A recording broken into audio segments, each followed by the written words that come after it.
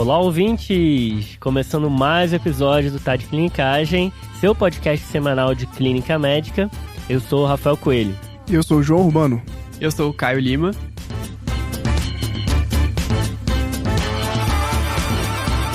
E aí, Caio? Tá de volta aí com a gente. Obrigado por ter aceitado o convite. Joca, seu conhecido aqui também reforço neurológico de peso. Exatamente. Aqui. Caio participou com a gente da série de vídeos que foi muito legal de trombólise no AVC. Foi ótimo. Tá de volta aqui pra ajudar a gente nesse episódio. Tô até nervoso aqui que eu sou o único clínico geriatra aqui e 2 neurologistas, né? Nada disso. De modo Vou algum. falar da parte não farmacológica. Mas é muito bom te receber aqui, Caio, e se apresenta aí pro pessoal te conhecer melhor. Claro, olha, é um prazer sempre estar aqui, sempre falo com o Rafa, com o Joca. Os caras são demais, são feras, super atualizados e é um prazer estar aqui com vocês. Meu nome é Caio, sou neurologista, sou da Escola Paulista de Medicina e faço parte do Escola de Neuro, né? Então, junto com mais outros 3 colegas, sou eu, a Bruna, a Natália e o Felipe. Cada um tem um pouquinho da sua subespecialidade. É bom que vocês, saindo um pouquinho também do Tá de Clinicagem, quiserem conhecer um pouquinho mais desse mundo da neurologia, quiserem conhecer a gente por lá. A gente fala de neurovascular, neuro-oncologia, distúrbio do movimento, eu que estudo a cognição. Os meninos são feras. Legal, Caio. A gente sempre estimula, né, os nossos ouvintes, né? A gente gosta muito de educação online e a gente acha que é muito democrático, chega a todo mundo e da maneira mais conveniente para cada um, né? Vocês estão nas redes sociais, né, Caio? Conta aí onde é que vocês estão. A nossa principal fonte, a nossa rede principal é o Instagram. É @ Escola de Neuro. Boa. Então segue lá, pessoal, @ Escola de Neuro. E como o Caio falou, os neurologistas têm as subespecialidades, né? Então, assim, vai se aprofundar bastante aí quem curte neurologia, acho que desde o estudante até quem tá fazendo neuro ou quem já se formou, né, Caio? Definitivamente. Vai ser um prazer receber vocês lá. Valeu, legal.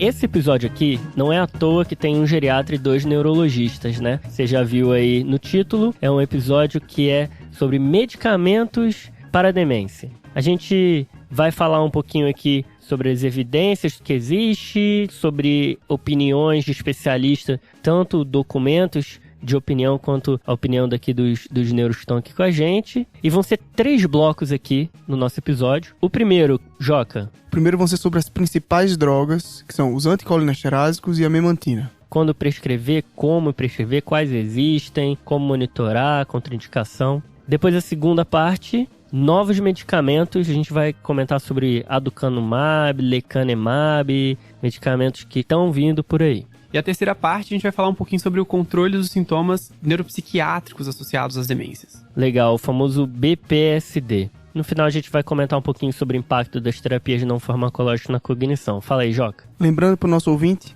que a parte de diagnóstico e investigação da parte de demência já foi abordada em outro episódio, que é o episódio 134. Ouve lá para conferir essa parte de diagnóstico e investigação. Foi um caso clínico que a Marcela apresentou para mim e pro Zé Marcos, né? Um abraço aí pro Zé Marcos, também tá sempre dando uma moral pra gente aqui.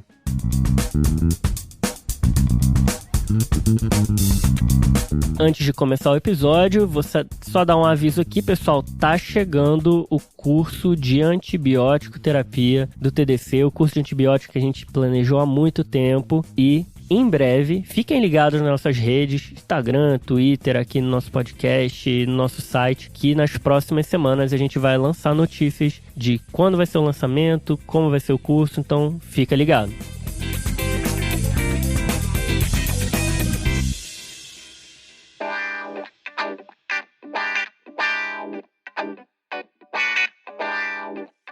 Então, começando o episódio, vamos para a nossa primeira parte, que vai falar das principais classes de medicamentos que são aprovados por tratamento das demências hoje, que são os anticolinesterásicos e a memantina. Os anticolinesterásicos, como o nome já diz, eles agem inibindo a acetilcolinesterase, aumentando o aporte de acetilcolina, que é um neurotransmissor importante na parte da cognição, principalmente porque ele tem um déficit colinérgico no início do processo patológico das principais demências, né? Aqui, as evidências não são tão fortes, vocês vão ver que as evidências são frágeis, os ganhos não são tão exuberantes. E dentre as demências, as principais que são mais estudadas são principalmente a doença de Alzheimer e a demência por corpúsculos de Levy. Aí é onde existe o benefício que pode até se argumentar que é discreto, mas é ali que parece que funciona, né? Exatamente, Rafa. Então, quando que a gente vai pensar em prescrever, Caio, os anticolinesterásicos para o paciente com demência? Eu acho que é extremamente interessante isso que o próprio Joca já deu de introdução. A gente tem que ter em mente que o anticolineesterásico, ele não é um tratamento curativo para a doença, né? A gente tem que... E isso eu explico para os pacientes. O anticolineesterásico, ele é um remédio que ele vai ajudar a reduzir a velocidade de progressão de qualquer forma de demência que, igual o Joca falou, principalmente as alfa-sinucleinopatias, demência associada à demência de Parkinson, ou Lewy, ou principalmente Alzheimer, que é o que a gente tem que ter foco aqui. A principal momento da gente começar é quando a gente vê que o paciente declinou a ponto de ter um comprometimento funcional. Então, todo mundo lembra, quando a gente vai fazer a avaliação do paciente com demência, né, que a gente tem as escalas Mini-Mental, MoCA, e a gente tem uma delas que é o CDR, né? O CDR é uma escala clássica de funcionalidade dos pacientes. O CDR meio, ele marca o paciente que está antes da perda da funcionalidade para as atividades instrumentais, assim, de vida diária, e o CDR1 já é quando aquele paciente ele começa a, de fato, ter um comprometimento das atividades de vida. E é nesse momento que a gente começa o anticolineesterásico. É a famosa demência no estágio inicial, leve. Exatamente. O anticolineesterásico, ele vai entrar principalmente quando a gente está falando de uma demência leve e uma demência moderada. CDR1 e o CDR2. Esse é o momento de começar. Maravilha. Então, os anticolinesterásicos centrais vão aumentar a quantidade / ação da acetilcolina ali no cérebro, falando de uma maneira grosseira, né? Exato. O remédio e nenhum dos remédios que a gente tem hoje são remédios curativos. Qual que é a base neuropatológica da doença de Alzheimer? Eu sei que vocês já falaram disso em outros episódios, mas só pra gente relembrar. A gente tem a proteína beta-amiloide, que se deposita na parte externa dos neurônios, e a proteína tau, que se deposita na parte interna dos neurônios. Essas proteínas, elas degeneram o neurônio. O que o anticolineesterásico faz? Ele aumenta a biodisponibilidade de acetilcolina na fenda sináptica. Ou seja, de tudo que eu falei, ele não mexe na fisiopatologia da doença. Então, o neurônio ele vai continuar sendo degenerado. Mas aqueles neurônios remanescentes, a gente faz com que eles tenham maior biodisponibilidade de acetilcolina. A gente tenta botar uma gasolina aditivada ali pro neurônio que não tá legal, né? É exatamente isso. A gente não falou ainda em episódio disso, viu, Caio? Legal que você comentou isso. Finalmente a gente tá falando de Alzheimer aqui no TDC. O episódio da demência a gente não comentou muito de fisiopatologia, porque a gente não falou tanto de tratamento. Mas a gente já tinha falado isso no guia TDC, que é o nosso serviço de revisão e atualização. Lá no nosso site tadeclinicagem.com.br, para quem tem interesse em conhecer, foi em dezembro do ano passado num tópico de tratamento farmacológico de Alzheimer. Então a gente entende então que os anticolinesterásicos centrais melhoram sintomas, devem ser iniciados na demência leve a moderada, principalmente para Alzheimer e demência relacionada a Parkinson ou corpúsculos de Lewy. Corpúsculos de Lewy, que eu nunca sei se é Lewy ou se é Lewy. Você vai tirar essa dúvida? Eu tiro. Ó, por incrível que pareça, a Lewy, na verdade, ele era alemão, mas ele se renaturalizou americano por conta do quadro da perseguição aos judeus, de toda essa época da Segunda Guerra Mundial. Então, por incrível que pareça, ele nasceu Lewy, mas ele decidiu ser comunicado por Lewy. Ah, então ele prefere Lewy. Sim. Então, seu Lewy aí, a gente vai falar, então, muda esse nome, essa doença, cada um fala uma coisa, né? Doença de Lewy, doença de corpúsculos de Lewy, Lewy, mas é aquela demência que parecida com Parkinson, né? Tem o parkinsonismo. E a gente falou sobre isso no nosso episódio que o Joca já comentou. E aí, como a gente pode prescrever esses anticolinesterásicos e quais existem, quais as apresentações, tem algum que é melhor do que o outro? E aí, pessoal? Então, vamos lá. Das principais opções, das únicas opções que a gente tem de anticolinesterásicos centrais, vão ser a donepezila, a galantamina e a rivastigmina. Esses 3 medicamentos foram os mais estudados, entre eles a donepezila é que é mais presente nos estudos desde o início. Como a gente falou, os estudos com essa classe de medicamentos, elas têm um follow-up considerável para ver os principais desfechos que aqui foram, principalmente comparação de escalas padronizadas cognitivas. E dentre elas, a principal foi o Mini-Mental. Faz o remédio, vê hoje como é que tá a parte cognitiva, reavalia lá na frente, reavalia de novo e vê se melhorou ou não. Exatamente, Rafa. E aqui a gente tem, por exemplo, alguns dos grandes estudos, das grandes coortes. A gente pode pegar uma revisão interessante que saiu no Neurology em 2021 sobre esses efeitos a longo prazo dessa classe de medicamentos. E nelas, ela cita uma coorte sueca. Fala então aí da coorte sueca pra gente, Joca. Foi uma coorte que viu 39 mil pacientes e avaliou os pacientes que tiveram o uso de anticolineesterásico por pelo menos 3 meses. Ou seja, é uma avaliação que não é uma avaliação imediata. Eles excluíram pacientes que tinham demência grave desde o início, eles definiram isso como mini-mental menor que 10, e mostraram que o benefício individual dos anticolinesteráticos centrais foi realmente discreto, com relevância estatística, mas uma relevância estatística pequena, e que isso foi uma diferença de 0,18 do mini-mental no segmento desse estudo. 0,18 do mini-mental é um negócio realmente que é uma margem de erro ali quase, né? Exatamente. E a galantamina também foi a única que teve uma proteção para desenvolvimento de demência grave, dentre os 3 anticolinesteráticos. E é importante ressaltar que todos eles, né, de alguma maneira, também tiveram relevância estatística para a redução da mortalidade. Isso, pronto. E outro estudo só que eu gostaria de comentar foi um grande estudo pivotal também, que foi o British Alzheimer's Disease de 2000, que viu principalmente donepezila. E esse ele teve um segmento fixo de 2 anos, que viu uma diferença no mini-mental de 0,8, favorecendo os pacientes que utilizaram donepezila em relação ao placebo. Boa. Tem meta-análise que mostra que o número necessário para tratar para resposta cognitiva foi de 10, só que o que se discute é o que foi essa resposta cognitiva, né, mínima, que é considerada. Às vezes é algo muito discreto, difícil de se notar na prática. E o número necessário para causar dano é de 12, de acordo com essa meta-análise. Então isso significa que esse causar dano ali são os efeitos colaterais que a gente vai comentar daqui a pouquinho. Então vocês comentaram da donepezila, galantamina e rivastigmina. Todos os 3 têm comprimido, né? Sim. Na verdade, os 3 têm comprimido e a rivastigmina a gente tem o benefício de ter outras formulações. A rivastigmina a gente tem ela em solução gotas e a gente também tem a rivastigmina em adesivo, que é o PET. Beleza, então mais para aquele paciente que ele não tenha a via oral, ou então mesmo por comodidade, né, de não ter que ficar tomando o remédio. Lembrando que a gente está falando aqui que o benefício é mais na leve a moderada, então aquele paciente que já não tem via oral por causa de disfagia, por conta de progressão da demência, esse paciente já está com uma demência provavelmente a mais grave, e aí vale até rever a indicação. Rafa, vamos fazer então aqui um bate-bola sobre os benefícios e as limitações de cada uma dessas medicações. Bora, Joga, então vamos lá. Donepezila. Então aqui a principal vantagem da donepezila vai ser um medicamento que você vai atingir a dose terapêutica rapidamente e é um medicamento que dá para ser tomado uma vez ao dia, ou seja, facilita muito a adesão medicamentosa. Então começa 5mg, um mês depois rever 10mg, se o paciente tolerar bem e não tiver tido complicações. Exatamente. Beleza, pro geriatra esse agrada demais, porque remédio bom é o remédio que o paciente toma. Exatamente. Se for 2 vezes ao dia já é pior do que uma. Parte desse princípio. Beleza, vamos pro segundo então. Galantamina. Então, aqui a galantamina, apesar de não ser uma decisão realmente escrita em pedra, mas ela tende a ser preferida nos casos de demência vascular por ter sido mais estudada nesses contextos. Lembrando que no Brasil a gente tem uma prevalência muito grande de demência vascular e também de demência mista, tendo uma copatologia tanto de demência vascular como de doença de Alzheimer, né? Então ela pode ser uma opção para pacientes que não toleraram a donepezila, como uma segunda tentativa, ou pacientes que também têm um acometimento vascular. Uma desvantagem da galantamina vai ser que ela demora um pouco mais de tempo até chegar à dose terapêutica máxima. Cuidado na hora de estudar sobre galantamina, que fora do país tem a galantamina que é de 12 em 12 horas, né, Caio? Exatamente. E aqui como que é? Aqui a nossa galantamina que a gente tem disponível inclusive no SUS, tá? Todos esses remédios, é importante ressaltar, todos eles estão disponíveis no SUS. Boa observação.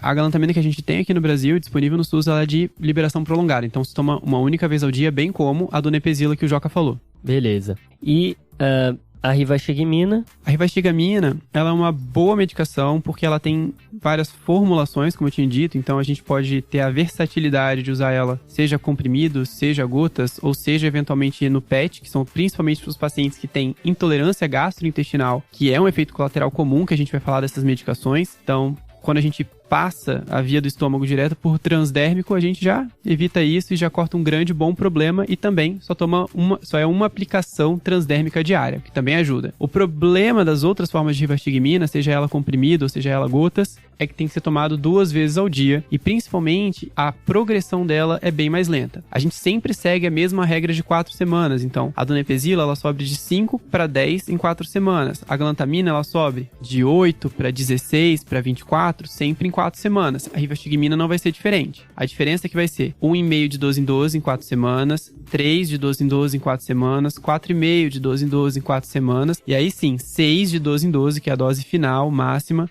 no final das últimas 4 semanas. Então vocês até cansaram de ouvir, porque realmente demora mesmo até chegar na dose máxima da rivastigmina. Boa, Caio. E essa observação da dose máxima é importante, que a gente sempre deve buscar atingir a dose máxima tolerada, a dose terapêutica para esses pacientes, para realmente ver o efeito máximo do remédio. E a dose do adesivo é um pouquinho diferente, né? No SUS, eles simplificaram em 5, 10 e 15, que é centímetros, né, do adesivo. Isso aí gera confusão, né? Gera muita confusão essa dose. Eu acho que o nosso ouvinte pode checar antes de prescrever, mas só para saber que existe a dosagem em centímetro do tamanho do adesivo e existe a dosagem que é a que tem de fato ali naquela apresentação. Que é liberada em 24 horas, né? Exato. E a gente não tem a máxima dosagem da rivastigmina no SUS, né? Exato. O que a gente tem é... Do adesivo, desculpa. Sim, o adesivo que a gente tem é o Excelon. Infelizmente, a gente vai ter que fazer propaganda de marca aqui, porque é o único que tem adesivo, é o Excelon. E a gente tem 3 adesivos mesmo. Um adesivo de 5, que ele corresponde ao de 9mg, com liberação de 4,6mg. Isso é bem confuso, mas tem que ir checando mesmo, tá? Isso sempre vocês vão ter que checar na hora de prescrever. Mas pra simplificar, a gente tem no SUS o adesivo de 5, fica 4 semanas, depois sobe pro adesivo de 10, e aí ele é contínuo no SUS, que essa é a dose máxima, mas se você quiser chegar no particular, a gente também pode comprar o adesivo de 15 do Excelon depois de mais 4 semanas.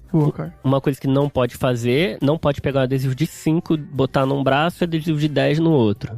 Não pode, porque a liberação deles tem alguma constância ali, mas vão ser liberados de forma diferente, então o fabricante não permite isso e é caro, né? Quando não pega no alto custo no SUS, é muito caro esse adesivo. Nem cortar o adesivo pode também, tá? Essas malandragens não funcionam com o remédio. Boa. E finalmente aqui, falando sobre o que monitorar e as contraindicações dos anticolinesterases. O que a gente pode trazer aqui para os nossos ouvintes? Eu acho que é importante, assim, o mais perigoso que vocês têm que saber. Bloqueio atrioventricular. Todos esses remédios, eles têm um estímulo vagal, todos os anticolinesteráticos, eles têm um estímulo vagal. Então, assim, eles podem degenerar um bloqueio atrioventricular acima de 1º grau, então um bloqueio atrioventricular de 2º para frente, e ele pode degenerar num BAVT, e aí pode ser um grande risco para o seu paciente. Então, sempre cheque o PR, seja num eletro ou num holter, antes de prescrever qualquer uma dessas medicações. Boa, Caio. Outro efeito importante desses remédios é em relação ao gastrointestinal, né? Intolerância gastrointestinal, como o Caio comentou, é uma das principais causas de uma adesão medicamentosa ou de intolerância desses pacientes. Aí entra aquela vantagem da rivastigmina por via transdérmica. Mas aqui, os principais efeitos adversos vão ser náuseas, vômitos, diarreia, são os efeitos colinérgicos secundários desses medicamentos. Aqui, a principal estratégia que a gente pode usar para contornar esses efeitos adversos vai ser obedecer à progressão lenta da dose do medicamento e também orientar o paciente que a medicação pode ser tomada depois de uma refeição com o estômago cheio, que pode diminuir esses efeitos adversos gastrointestinais. Então a gente falou aqui do mais grave, que é o bloqueio atrioventricular, principalmente em quem tem o PR já maiorzinho ali, ou seja, um BAV de 1º grau, e o mais comum, que é náusea, vômito e inapetência. Só lembrando que existem alguns outros efeitos adversos, por exemplo, na donepezila, existe uma preocupação maior na donepezila de alteração do sono, e sonhos vívidos, então pode ser feita de manhã nos pacientes que estão tendo alteração do sono à noite. Por outro lado, sendo feita de manhã, pode ser que o paciente tenha inapetência, sintomas gastrointestinais, caso esse seja o caso desse paciente, aí você pode jogar para a noite a dose, né? Isso é opinião de especialista, mas é muito frequente nas referências que a gente vai colocar aí no nossa descrição do episódio. Boa, Rafa. Outro ponto a ser comentado só, pelos efeitos colinérgicos também, deve ter atenção em prescrever essa classe de medicamentos para pacientes com comorbidade respiratória, principalmente DPOC e asma prévios. Boa. E a outra classe de medicamentos aprovados aí para tratamento da demência está a memantina, que faz parte dos antagonistas do receptor NMDA. Calma aí. Essa sopa de letrinhas quer dizer que é um receptor, que é um dos principais receptores do glutamato. É o receptor favorito do neurologista. Exato. Qualquer coisa que aconteça, o paciente está com epilepsia, qualquer coisa, vão falar desse receptor. Exatamente, é um receptor glutamatérgico, né? Está relacionado principalmente à neurotoxicidade, e esse antagonismo do NMDA é um dos mecanismos propostos para a eficácia desse medicamento para tratamento de demência. Aqui, ele vai ser indicado principalmente para demências moderadas a graves, ou seja, ele não vai ser uma opção inicial como foram os anticolinestéricos centrais que a gente acabou de comentar. E aí, Caio, como é que a gente vai prescrever esse medicamento para o nosso paciente? É muito interessante isso que você falou, assim, em relação ao receptor do anti-NMDA. Ele é um antagonista parcial, né, do anti-NMDA, que é o N-metil-D-aspartato. Ele funciona principalmente nessa via frontoparietal, numa via mais posterior da doença, né? A gente fala que esses neurônios da região frontoparietal, eles causam um ruído de fundo e causam mais confusão mental ao paciente, principalmente da fase moderada à fase grave, né? Então, a gente sabe que a curva de comprometimento ou de comportamento alterado nos pacientes com DA, ela é como se fosse um V invertido, né? Ela tende a vai piorando na fase inicial, chega a atingir um ápice na fase moderada e depois ela vai melhorando, assim, porque vai degenerando todos os neurônios, aí não tem neurônio mais para agitar, né, o paciente. Então ele vai melhorando, assim, ao final da fase avançada da doença. Então, a gente sabe que esse ruído de fundo do glutamatérgico, ele acontece muito na fase moderada e é por isso... Essa é a hora. Essa é a hora de colocar memantina, é na fase moderada. Uma dica prática, assim, pra vida. Como detectar que um paciente com Alzheimer está na fase moderada? Isso é uma dica que a gente usa muito no ambulatório. A fase leve, a gente faz na fase inicial, CDR1, é aquele paciente que começou a se atrapalhar com finanças, se atrapalhar com os medicamentos, se atrapalhar com as compras. Mas a fase moderada já é uma fase que o paciente está mais avançado, ele está mais debilitado, ele está quase que mais restrito ao ambiente domiciliar e principalmente quando a família começa a notar que o paciente já não consegue mais ter a organização própria para montar o próprio prato. Isso é uma dica muito clássica, assim. Fala assim, olha, a gente não está deixando mais ele montar o próprio prato da comida, a gente está precisando ajudar ele. Isso daí é o ponto da memantina, tá? Isso daí ajuda muito vocês a lembrarem. Boa dica, porque parece fácil, a gente fala assim, escala AIVD, atividades instrumentais de vida diária, ABVD, que o pessoal chama de um de Katz, outro de Lauto. Quando você lê, parece fácil, né? Sim. Na hora que você vai conversar com uma família de funcionalidade, não é um negócio tão fácil, não. Então essa dica aí foi muito boa, muito prática, Caio. E como que a gente prescreve a memantina? A gente também, como tudo na neurogeriatria, start slow, go slow, né? A gente faz sempre devagarzinho. But go! Exato. Então a gente começa com a memantina. O comprimido no Brasil e também tem no SUS é de 10 miligramas, tá? E também tem de 5, mas o que a gente mais prescreve é o de 10 miligramas. Ele é partido, ele é sulcável, tá? Então você pode começar metade do comprimido, 5 miligramas à noite, por uma semana. Esse aumento é semanal, então 5 miligramas à noite por uma semana, depois 5 12 em 12 por uma semana, depois 10 à noite, 5 de manhã mais uma semana, e depois finalmente 10 de 12 em 12 contínuo, que é a dose de 20 miligramas dia, dose final. Lembrando para o nosso ouvinte que a indicação da memantina é em adição aos anticolinesterásicos, a donepezila, a galantamina. Você vai fazer um tratamento combinado. E existem até algumas opções que não estão disponíveis no SUS de combinação conjunta, né, para facilitar a adesão medicamentosa, né, Caio? Exato. A gente tem duas formulações, são mais famosas no Brasil, que é o Alois Duo e o Donila Duo. Ambos vão donepezila e memantina, e eles já vão na dose de donepezila 10 e memantina 20. A dose máxima, né? A dose máxima, porque depois que você já chegou na dose final, você pode dar um único comprimido desse por dia. É caro, mas facilita a adesão. E tem tantas preocupações assim quanto o que monitorar e contraindicações? Porque a gente falou bastante aqui dos anticolinesterásicos. E a memantina? A memantina tem um perfil de tolerância melhor em relação aos anticolinesterásicos, que a principal efeito adverso vai ser tontura. Essa é uma coisa bem inespecífica e que geralmente ele passa ao paciente se ajustar a dose do medicamento. É simples e inespecífico, mas o geriatra fica 1 hora nessa consulta aí. Tá fácil, fácil.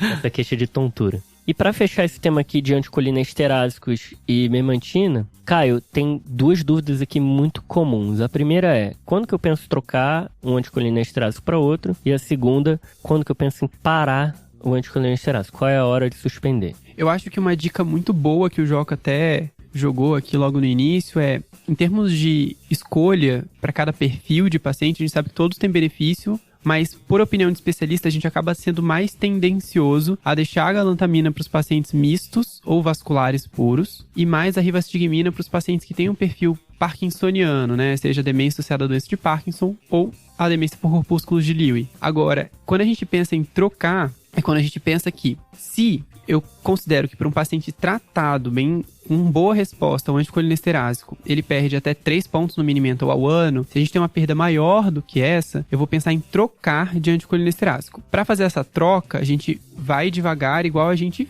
começou devagar. Então, por exemplo, para donepezila, eu tô lá prescrevendo donepezila, 10mg, mas meu paciente ele continua declinando mais rápido do que eu esperava. Eu acho que está sendo ineficaz. Eu posso tentar trocar por outro anticolinesterásico se ele já não tiver avançado para uma fase moderada. Se ele ainda tiver numa fase leve, por exemplo, eu posso trocar. Se ele já estiver avançado, eu posso tentar associar uma memantina. Agora, se ele estiver na fase leve ainda, eu posso tentar trocar. Como que eu faço essa troca? Eu deixo ele com 5mg por um mês, depois eu tiro, tá? Eu faço o que a gente chama de washout, a gente deixa ele 24 horas sem nenhum anticolinesterásico e a gente reinicia. Então, por exemplo, se eu tenho um paciente que está em vigência de donepezila, 10mg na dose máxima, mas ele segue declinando mais rápido do que eu imaginava. Então, o que eu posso fazer é, ele numa fase inicial ainda da doença de Alzheimer, no CDR1, eu posso tentar trocar por outro anticolinesterásico. E aí, para isso, eu vou fazer o quê?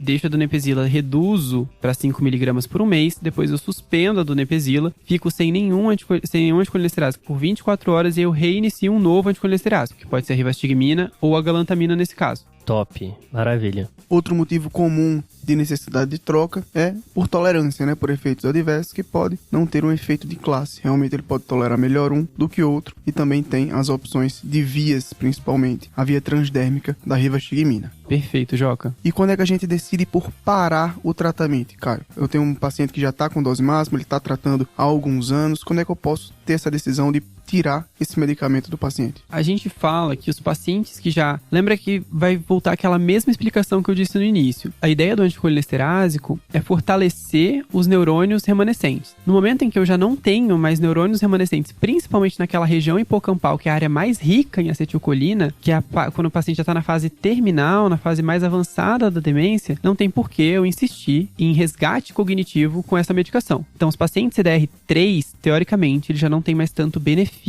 do anticolinesterásico. O que a gente faz é, o paciente está em CDR3, ele está totalmente dependente para as AIVDs, totalmente dependente para as ABVDs, já está em uso de fralda, precisa de ajuda para tomar banho, precisa de ajuda para comer. Esse paciente, eu vou pensar em tirar o anticolinesterásico dele. A gente também tira devagar, como a gente começou devagar, né? Se ao longo da retirada a família notar que houve alteração comportamental, que pode ser um benefício indireto dos anticolinesteráticos, aí sim a gente pode tentar manter a medicação a despeito dele já não ter mais tanto benefício cognitivo em si.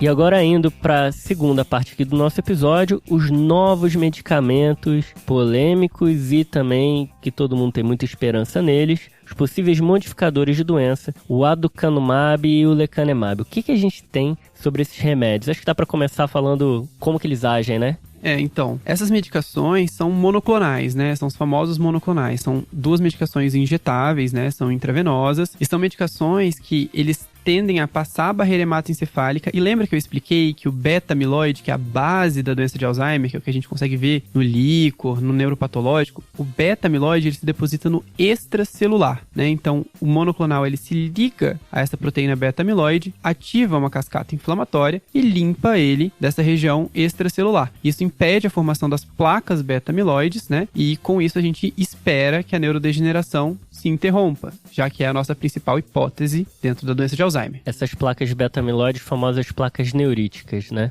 Exato. E a primeira droga que saiu foi a aducanumab. Na verdade, assim, tiveram outras drogas anti-beta-amiloide, né? Mas o aducanumab foi a primeira aprovada em meio a muitas controvérsias, né? Em junho de 2021. Era uma droga muito cara, custava mais de $50 mil por ano. O principal desfecho que ela melhorou foi melhora de exame, né? Apesar de ter tido algum impacto ali nas subanálises que foram muito criticadas e houve muita polêmica nesse processo de aprovação. E, Caio, você tem aí um post do Escola de Neuro que explica bem melhor do que a gente falou aqui agora, né?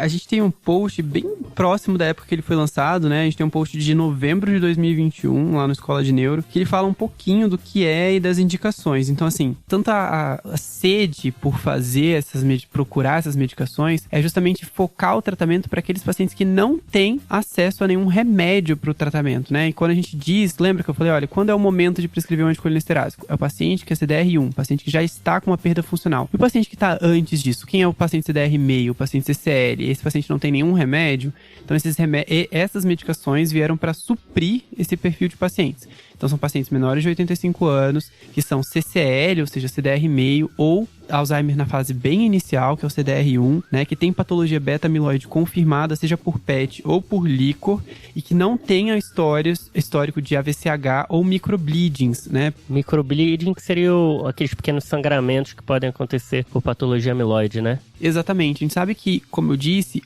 a proteína beta-amiloide, ela se deposita não só no extraneuronal, bem como na parede dos vasos. Então, o vaso dos pacientes que têm Alzheimer, eles são mais suscetíveis ao que a gente chama de angiopatia amiloide.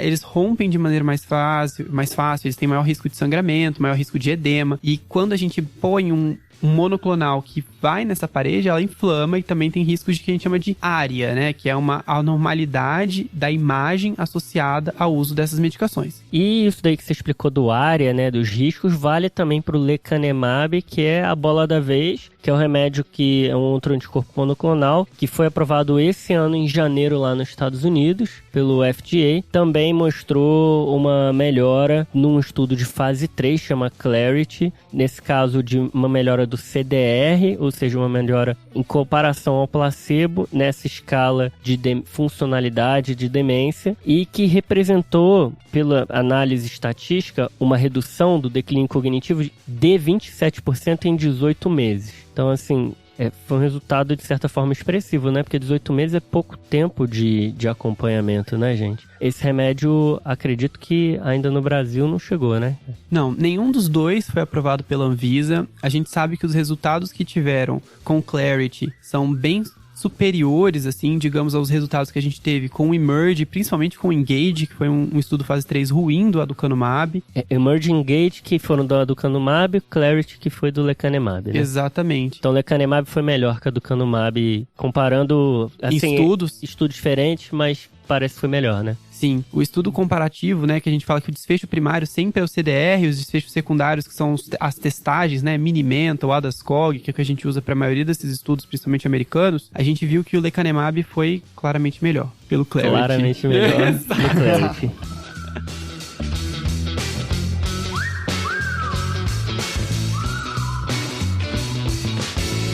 Boa, então a gente fechou coisas aqui que funcionam, ou que parecem funcionar na demência. Mas o que não fazer, Joca, nos pacientes que têm quadros demenciais? Então, Rafa, aqui a gente tem algumas orientações e situações específicas. Quando a gente volta lá para a classe dos anticolinesterásicos, a gente tem um tipo de demência específico que não tem benefício mostrado com essa classe. E qual que é? É a demência frontotemporal. DFT. Não fazer anticolinesterase porque não funciona. Exatamente. Outra demência específica também, dessa vez a demência por corpúsculos de Levy, a gente deve ter um cuidado especial porque até faz parte do quadro clínico da doença eles terem uma hipersensibilidade aos neurolépticos, aos antipsicóticos, ou seja, eles ficam muito parkinsonianos, muito mais fácil do que outros pacientes, justamente por ter essa patologia de alfa-sinucleína envolvida. Então, cuidado com o antipsicótico no paciente que tem parkinsonismo. Exatamente. E o que não fazer para nenhum tipo de demência? Então, tem muitas outras coisas que se especulam, mas que não tem evidência comprovada, por isso nós não devemos fazer. Entre elas, vitamina E, reposição hormonal, outros tratamentos que podem ser sugeridos como benefício, estatina, mas que não tem nenhum benefício comprovado para nenhum tipo de demência. Só lembrando algo que já foi comentado aqui, que a demência mista, né, a demência vascular é muito comum aqui no Brasil, então remédios para tratar os fatores de risco cardiovasculares são muito bem-vindos nesses pacientes, né? Exatamente, então, com indicação de prevenção secundária ou de controle de comorbidades. Controle de comorbidades, exato. Não especificamente para a demência como benefício cognitivo. Exatamente. Beleza, Rafa. Agora um ponto importantíssimo no cuidado desses pacientes com demência vai ser o cuidado dos sintomas associados à demência, principalmente sintomas neuropsiquiátricos. Aqui a gente vai usar uma sigla para englobar todos esses sintomas que a gente chama de BPSD, né? Que são sintomas psiquiátricos e comportamentais associados à demência. Isso aí, Joca. Entre os exemplos, assim, né? Agitação, ansiedade, depressão, apatia, perambulação, desinibição. São alguns exemplos que podem acontecer e que se justificam pelo quadro de demência na ausência de um quadro agudo, de uma causa orgânica Não tô falando aqui de delírio, tá? Que é o principal diagnóstico diferencial em algumas situações. O que a gente tem sobre BPSD é o seguinte: eles são sintomas muito particulares de cada paciente, né? Então, assim, são interações muito complexas, tanto internas do paciente quanto externas. Então, a abordagem, ela tem que ser uma abordagem que seja individualizada. E para individualizar, existem algumas abordagens estruturadas. Talvez a mais famosa é a abordagem que se chama DICE, mas existem algumas outras. Ô Rafa, me conta um pouquinho, o que é essa DICE? DICE é uma abordagem criada nos Estados Unidos, né? E que ela leva em consideração 4 etapas. A primeira etapa é a etapa que você descreve bem o que está acontecendo, D de describe, e caracteriza o comportamento, entende que tipo de comportamento que é, e já ali de cara analisa se tem algum risco ao paciente e ao cuidador, e já vê se já entra de cara com medicação ou não. E o que é o I, então? O I é de investigar. Aqui é investigar as causas que estão levando aquele comportamento. E como eu falei, é muito complexo e individual, mas é muito didática, assim, essa abordagem divide em 3 pilares, que é o ambiente, o cuidador e o paciente. Então, dando alguns exemplos, né? Fatores ambientais. Às vezes o paciente está numa casa que é muito barulhenta, que passa muito ônibus, que tem muita pessoa, aglomeração. Isso é uma superestimulação. Ou às vezes está num local que ele fica sozinho o dia inteiro, não tem estímulo nenhum. Ou então é uma casa que, de alguma maneira, dá muita insegurança para esse paciente e talvez ele responda com um desses sintomas de BPSD, porque ele não consegue ter a capacidade cognitiva de se expressar bem diante daqueles estímulos que ele está recebendo. Os fatores relacionados ao cuidador têm a ver com o estresse do cuidador, treinamento do cuidador. Então é muito comum a gente ver aquela situação que o paciente agita e fica choroso com um cuidador e com o outro ele fica ótimo. Uhum. Isso é uma coisa muito importante, né, Rafa? A gente tem que estar atento nisso na consulta, principalmente para o melhor cuidado do paciente e também para evitar situações de violência, situações de mau cuidado ao nosso paciente. Exato, tem que ficar atento, mas às vezes nem é culpa do cuidador também, né, Joca? Cada situação tem que ser avaliada no contexto ali biográfico do paciente. Às vezes é um filho que o paciente tem um carinho grande, às vezes é um cuidador novo que apareceu ali no meio do caminho depois do quadro demencial. Enfim, são muitos fatores ali, mas lembrar que às vezes o cuidador pode causar o sintoma no paciente, tá? Então ele tem que ser bem treinado e saber descrever o que está acontecendo, agir para tentar mitigar aquele sintoma e também tem que ser tratado para não se estressar, né, e tratar os próprios sintomas do cuidador. E o terceiro ponto, que talvez seja o mais importante, que são os relacionados à própria pessoa. E aqui a gente tem uma coisa muito importante que são as necessidades não resolvidas. Às vezes o paciente ele tá com dor e não consegue se expressar, às vezes ele quer sair para passear e não quer se expressar, às vezes ele quer ir no banheiro e não consegue falar, e ele se expressa ou agitando ou deprimindo com algum desses sintomas que eu comentei. Tá? Lembrar das necessidades não resolvidas e das doenças clínicas agudas. Efeito de droga, desidratação, infecção, dor. Num modelo ali parecido da investigação que a gente faz um pouco no delírio, né? Não, perfeito. Gente, isso é muito importante. Essa coisa da avaliação geriátrica ampla quase aqui que o Rafa tá propondo pra gente pode evitar vocês de colocar um remédio a mais que pode ser simplesmente desnecessário àquele paciente. Porque é muito comum a família chegar e falar assim: ah, meu pai, minha mãe tá agitada, tá agressiva. E aí você vai e fala: não, neuroléptico. Não,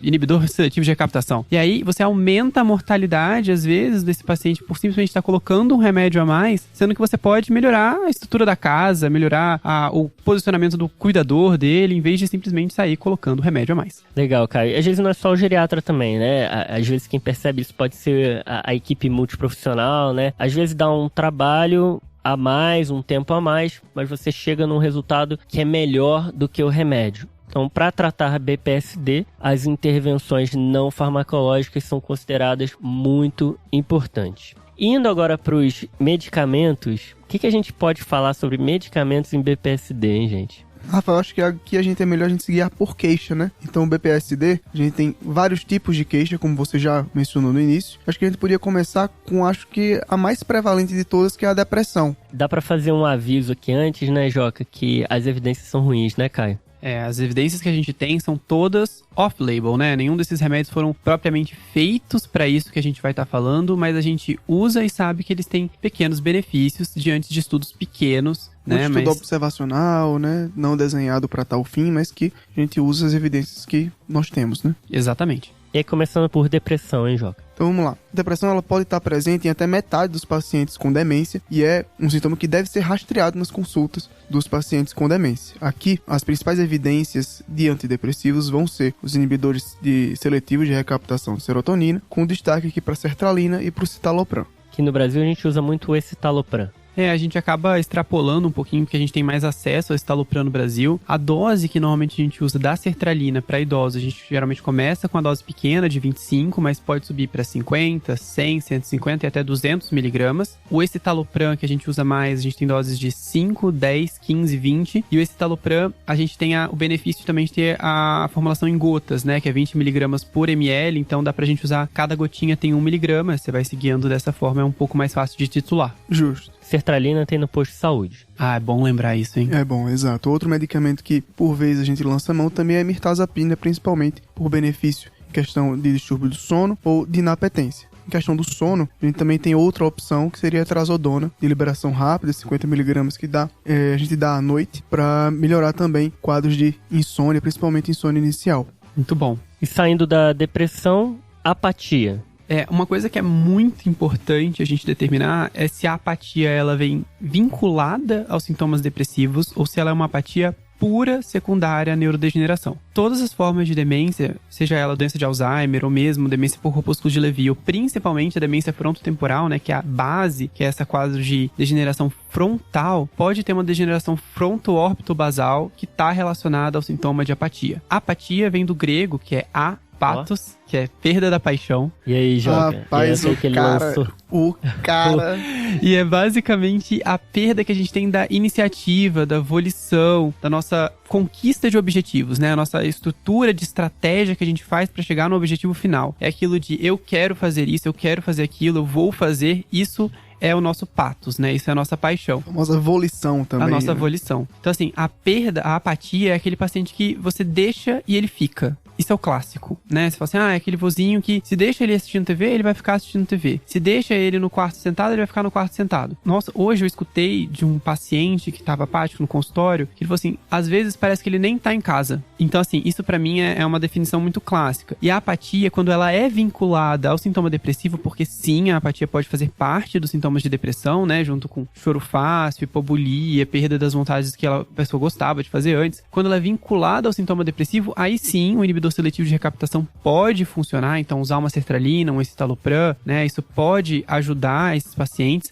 A gente tem até uma preferência um pouco maior para os que têm um efeito mais noradrenérgico, sejam os duais, né, duloxetina, venlafaxina. Agora, usar para um paciente que já está apático, e ele é apático pela demência, não tem sintoma depressivo junto, ele está simplesmente evoluindo com uma neurodegeneração frontal e ele está apático. Você colocar um inibidor seletivo para esse paciente pode piorar a apatia dele, pode tornar ele ainda mais apático. Tem até alguns atores que comentam que a apatia ela não vem junto de sofrimento, né? Exato. Essa que você está comentando, que é a clássica do paciente que perdeu o neurônio e agora ele está apático porque evoluiu a doença. Bem diferente daquela falta de... da anedonia, da perda de interesse, Sim. né? Da depressão que pode vir junto de sofrimento. Talvez seja um ponto importante definir se o paciente tem sofrimento associado ou não. Até pensando na indicação do tratamento, né? Porque a apatia, ela... Nesses casos de apatia por evolução da doença, né? Que não tá associado a sintoma depressivo, quem sofre é a família. E pode acontecer de você tentar tratar até para ajudar a família. Mas o paciente, às vezes, não está em sofrimento com aquele sintoma, né? Então, isso é algo até a ser conversado com a família para ver se vale a pena tentar alguma coisa ou não. Uma coisa que é indireta, que a gente vê muito em paciente geriátrico, né, com sintomas deprimidos, não é aquele clássico paciente que tá chorando pelos cantos, é simplesmente, às vezes, a perda do apetite, eventualmente uma insônia, esses pacientes que eles ficam mais quietos ou eventualmente mais apáticos, e tem algum grau de sofrimento associado a isso, né, aquele paciente que tem uma sensação de menos-valia, que fala que é um peso para a família, isso normalmente marca um sintoma depressivo, e aí sim, lembrar do benefício dos inibidores seletivos ou realmente dos duais. E a depressão que pode vir antes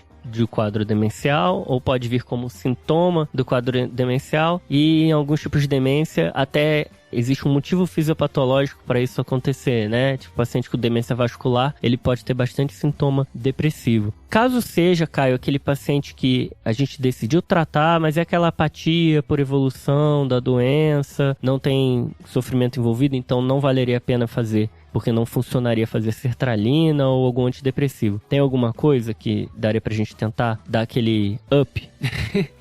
A gente tem pouquíssima evidência relacionada a isso, infelizmente, né? A apatia por neurodegeneração, por evolução da própria demência. O que a gente tem como tratamento hoje, né, descrito recentemente, é o metilfenidato, a Ritalina, né? Só que a gente sabe que para usar para esse perfil de doentes é difícil, né? Porque são pacientes idosos, geralmente têm doenças cardiovasculares associadas, mas é algo a se tentar. A Ritalina de 10mg, a gente pode usar até 3 a 4 vezes no dia, né? Respeitando aquela dose da Ritalina que a gente conhece para TDAH, mas é algo a ficar bem de olho. Outras coisas que a gente normalmente pode associar é fazer aquele Californian Rocket que a gente conhecia, que é associar dual com mirtazapina, ou eventualmente... Esse termo eu não conhecia, não. Como é que é? Californian Rocket. É tipo o foguete californiano, né? Que o pessoal da psiquiatria usa bastante. Usa bastante, que é a potencialização de um dual com mirtazapina. Pelo nome parece ser tipo top que tem, né? Funciona.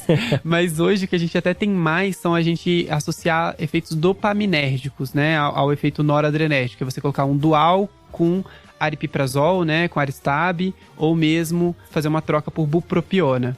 Quando chega num ponto que não tem muita evidência, a gente começa a pensar na fisiopatologia, né, para tentar justificar algumas condutas. Mas é bom o nosso ouvinte ter em mente que muita coisa que a gente está comentando aqui tem base fisiopatológica e opinião de especialista, e que é, assim, na escala de recomendações, a última ali, mas às vezes... Sim. Mas isso não necessariamente significa que não deve ser feito, né? Na verdade, às vezes é a única coisa que a gente tem e algumas vezes funciona, né? Por curiosidade aqui, um breve adendo, tem um estudo com PET terapia para apatia associada aos quadros demenciais. Lembrando que PET aqui não é o PET da rivastigmina, é o PET e o cachorro, né?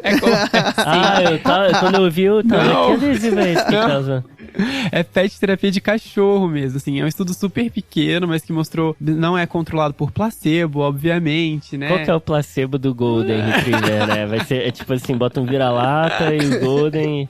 Eu tenho 2 vira-latas. Uma coleira vazia. Antes que eu seja cancelado, eu tenho 2 vira-latas, tá? Então, mas eu assim, posso falar. Então, teve uma vez que eu realmente recomendei isso pra uma paciente, a família levou 2 gatinhos e ela escreveu na frase do Minimento no mês seguinte que ela precisava cuidar da Vitorinha, que era o gatinho, e que ela não tinha escrito frase alguma. Excelente. O ponto do menino que melhorou foi a escrita da frase. É o ponto do Minimento. Ó, se eu tiver algum quadro demencial, tá registrado aqui, muitos anos antes, que isso vai funcionar comigo.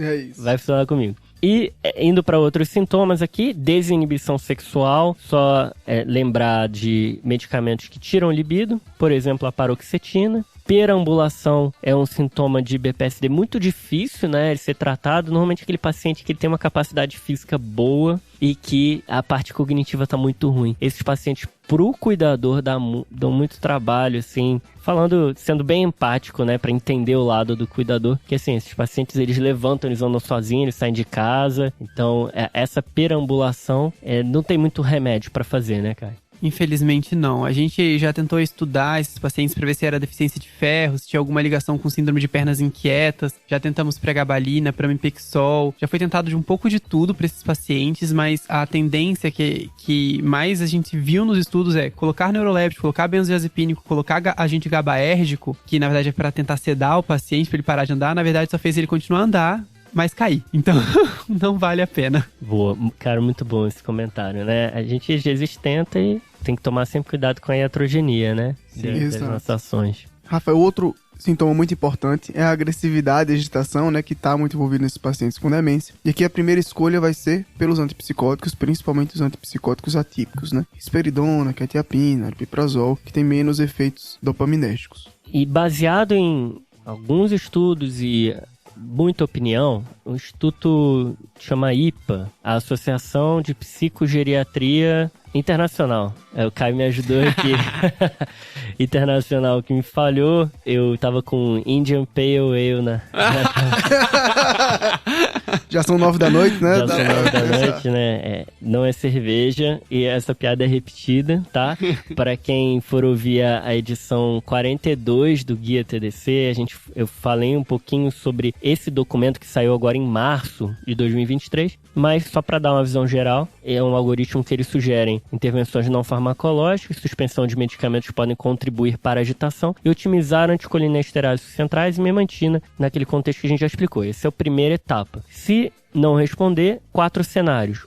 É uma agitação relacionada ao sono, mais noturna, ou síndrome do pôr do sol, que é muito comum, que o pessoal também chama de sundowning. Aí tentar a trazodona, como primeira opção. Cenário 2, agitação leve a moderada com sintomas de humor, tentar o inibidor da recaptação de serotonina, no caso aqui o citalopram, que é a melhor evidência. Cenário 3, agitação moderada a grave, antipsicóticos. Cenário 4, agitação grave, antipsicóticos intramusculares. É essa visão geral aqui do algoritmo. E eles comentam que existem outras opções de tentar controlar, principalmente alterações de sintomas de humor, que seriam anticonvulsivantes, que tem ação de estabilização de humor, tipo gabamazepina e gabapentina, mas aí já entra numa segunda, terceira linha de algo que já não tem muita evidência para a primeira linha. Bem lembrado.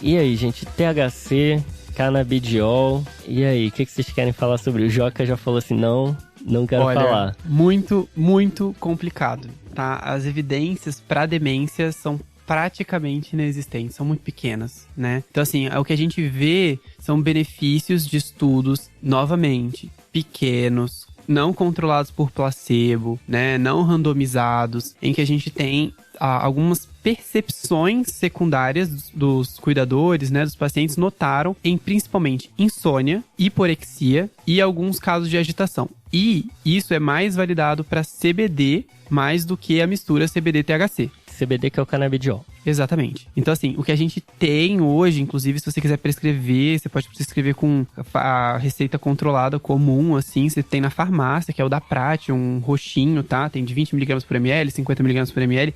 Ele vem em CBD puro. E é bem caro, né? É bem caro.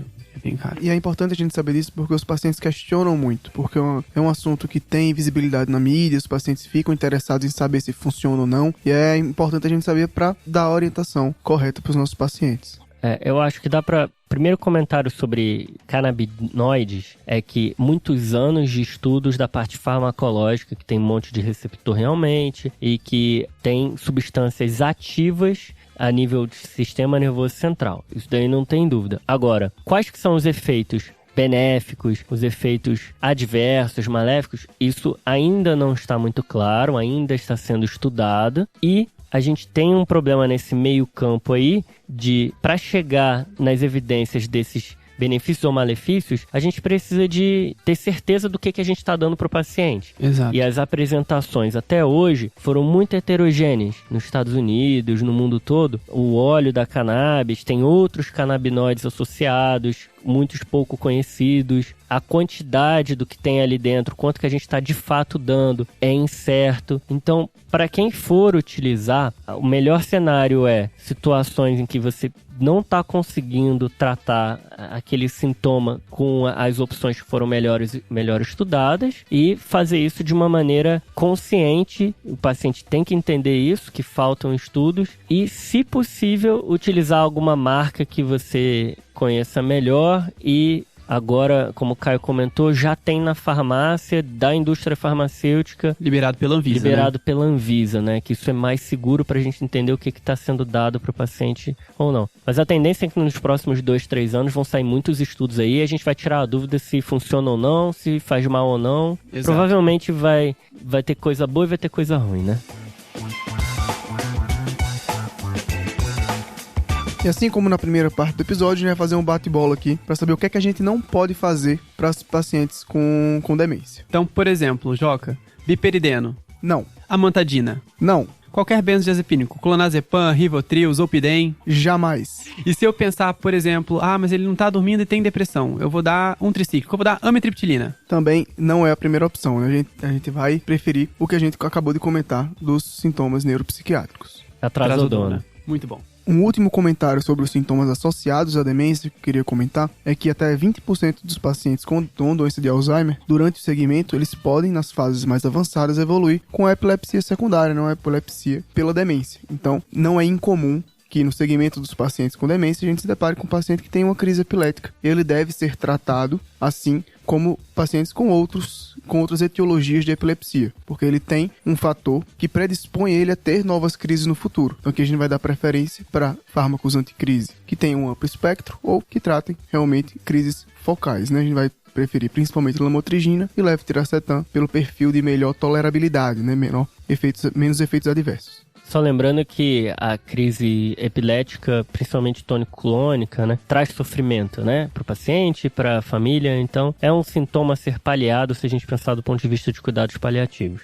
Então, pessoal, acho que deu pra gente dar uma visão geral aqui do que tem de mais importante do tratamento medicamentoso. A gente comentou um pouquinho sobre a parte não farmacológica. Lembrando que a parte não farmacológica é muito importante. É um manejo que ele é interdisciplinar, então não é só o médico que cuida do paciente com demência, não é só o neurologista, não é só o geriatra, então vai precisar muitas vezes de mais de um especialista para cuidar. E acho que deu pra gente dar uma visão geral e gostaria que o nosso ouvinte pudesse mandar no Instagram, no e-mail, no nosso site, mandar nos nossos contatos pra gente saber o que vocês estão achando dos nossos episódios, o que vocês acham que poderia melhorar e dar um feedback aí pra gente. Então, muito bom que o Rafa falou essa questão de não farmacológico, né? O tratamento que é associado para esses pacientes. A gente também tem que sempre pontuar com eles, né? Dentre várias opções que a gente tem de musicoterapia, reabilitação cognitiva, terapia ocupacional, fonoterapia, o que a gente tem mais evidência é reforçar com esses pacientes a necessidade de exercício físico, né? Exercício físico libera várias boas endorfinas e que sim, tem evidência de reduzir velocidade de progressão, bem como os anticolinestérásicos, e funciona exercício físico de maneira regular antes mesmo do estágio inicial da demência. Então, para o CCL, hoje no Brasil a gente não tem remédio, mas a gente tem exercício físico. Um dos melhores remédios para a maior parte das doenças da medicina e que pouca gente adere, né? E exato. Não é fácil, eu entendo.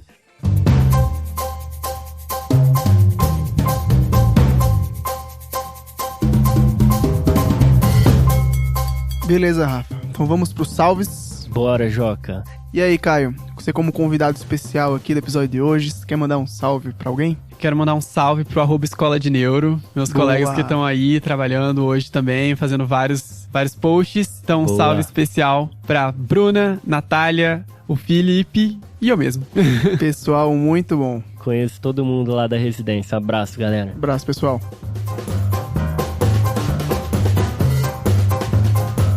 E teu salve, Joca? O meu salve, Rafa, vai pra Silvia Betoni, é a Tutu. A Silvia, ela é nefrologista há mais de 30 anos, diz que adora o TDC, acompanha a gente pra deixar viva a chama da clínica médica. E tanto ela como o filho dela, o Bruno, e a esposa dele, a Amanda, que também são médicos, são fãs de TDC, escutam a gente. Queria mandar um abraço e agradecer pela audiência e pela parceria. Valeu, galera, um abraço aí e um salve. Eu quero mandar um salve pra Thaís Cruz, ela é de Lorena, lá aqui de São Paulo, perto de Aparecida, e ela é residente de Barretos e esse é um pedido especial. A minha sogra pediu pra eu dar um salve pra ela, porque tava num evento e ela comentou do TDC e ela falou que gostava. Eu tô devendo esse salve desde o ano passado. Eu queria agradecer muito por estar acompanhando a gente. Thaís, obrigado, um grande abraço. Valeu, Thaís, um salve. Valeu, Thaís. Fechou, galera. Sigam a gente nas redes sociais. tadeclinicagem.com.br é o nosso site. Tudo, qualquer rede social, você bota @tadeclinicagem, você deve achar alguma coisa. E não esqueçam do Guia TDC, que é o nosso guia de atualização semanal de clínica médica. Toda semana tem coisa nova, artigo novo, tem a revisão sobre o artigo, tem as análises. Não percam. Entrem no site tadeclinicagem.com.br para assinar o guia. Fechou? Obrigado, Fechou. Caio. Obrigado, até mais. Caio. Eu que agradeço, gente. Valeu. Valeu. Valeu.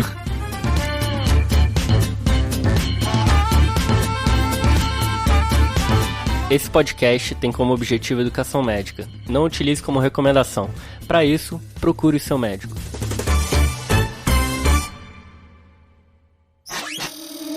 Essa é uma produção do Bicho de Goiaba.